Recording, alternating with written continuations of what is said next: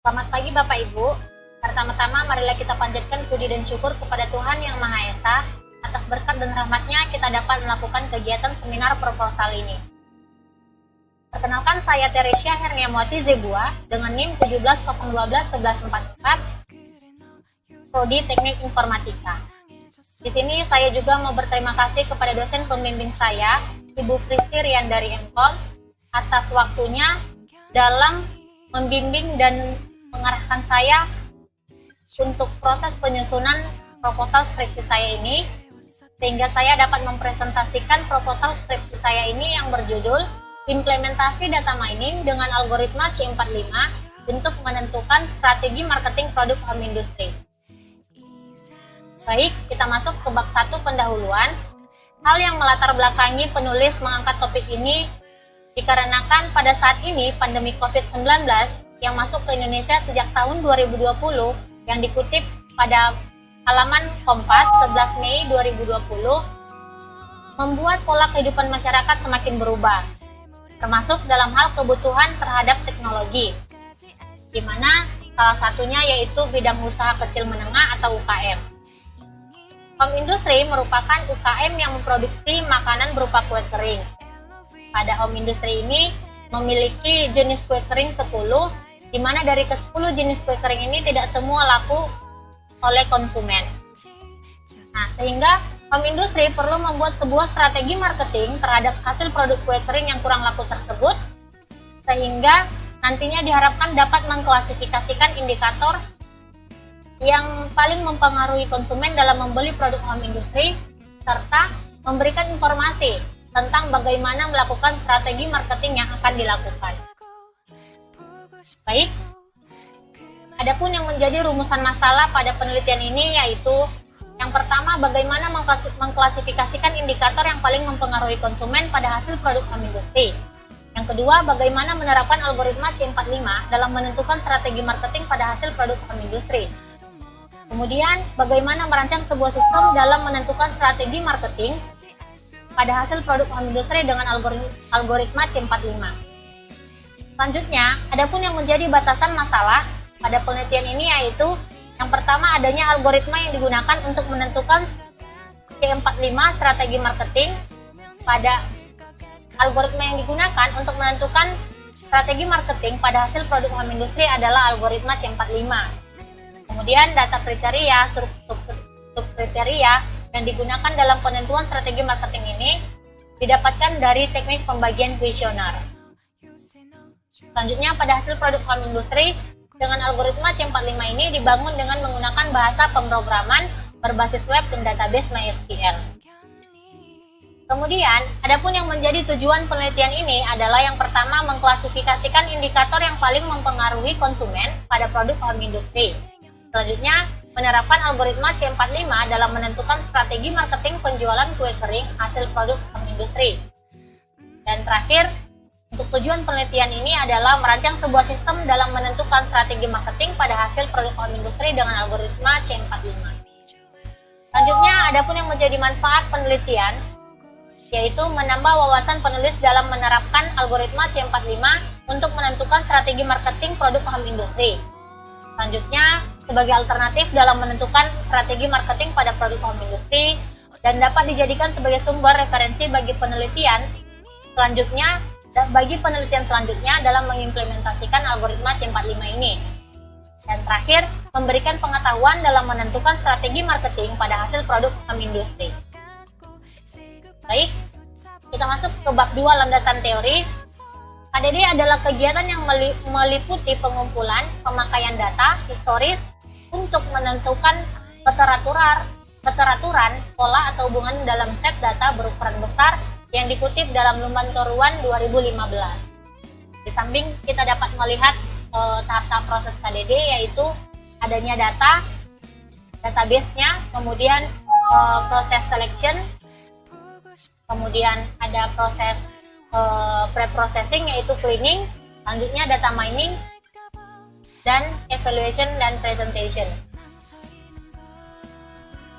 Baik, data mining merupakan analisis dari peninjauan kumpulan data untuk menemukan hubungan yang tidak diduga dan meringkas data dengan cara yang berbeda.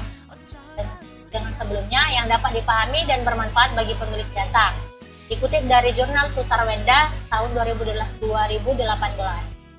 Kemudian adanya decision tree, di mana decision tree ini adalah sebuah diagram alir yang mirip dengan struktur pohon, di mana setiap internal node menotasikan atribut yang diuji, setiap cabangnya mempresentasikan hasil dari atribut tes tersebut, dan leaf node mempresentasikan kelas-kelas tertentu. Dikutip dari jurnal Safi'i tahun 2019. Kemudian, algoritma C45 merupakan algoritma yang digunakan untuk membentuk decision tree tersebut. Dikutip dari jurnal Susarwenda 2018. Kemudian, adanya metodologi penelitian ini yaitu dimulai dari mengidentifikasi masalah, kemudian merumuskan masalah, selanjutnya menentukan tujuan, mengumpulkan data dan informasi, kemudian proses implementasi algoritma C45, perancangan sistem, serta pengujian sistem tersebut. Baik, bab 4 analisa dan perancangan. Di layar kita dapat melihat ada 3 tabel, yaitu tabel pertama adalah proses tahap seleksi, di mana didapatkan data hasil kuesioner yang dibagi pada beberapa atau sejumlah pelanggan yang didapatkan berkisar 45 kuesioner. Selanjutnya masuk ke tahap kedua, yaitu pre-processing, di mana tahap pre-processing ini adalah yaitu untuk menghapus data-data yang duplikat sehingga tidak bersifat noise, di mana data yang sebelumnya berjumlah 45 sekarang berjumlah 27 kuesioner. Selanjutnya dilakukan transformasi di mana pada tahap ini yaitu hasil pre-processing tadi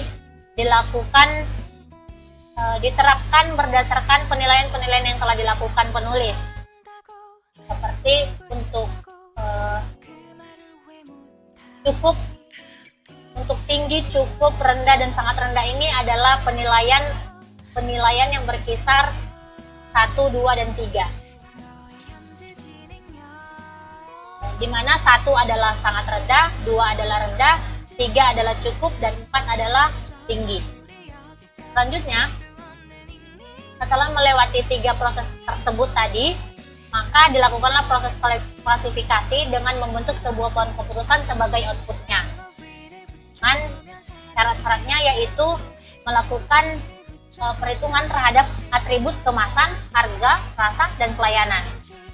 Baik, untuk perhitungan pertamanya dilakukan perhitungan entropi total dari keseluruhan, di mana yaitu entropi total sama dengan negatif 13 per 27 kali log 2 kali 13 per 27 tambah negatif 14 per 27 kali log 2 kali 14 20 per 27 sama dengan 0,99. Nah, 13 ini adalah jumlah dari kuesioner jumlah kuesioner yang beli, 14 adalah jumlah kuesioner yang tidak beli, dan 27 ini adalah jumlah keseluruhan kuesioner. Baik,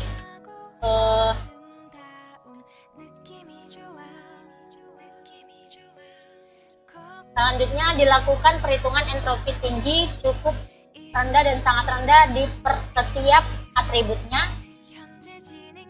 Dan setelah dapat itu akan dilakukan perhitungan gain oleh setiap masing-masing atribut, sehingga didapatkan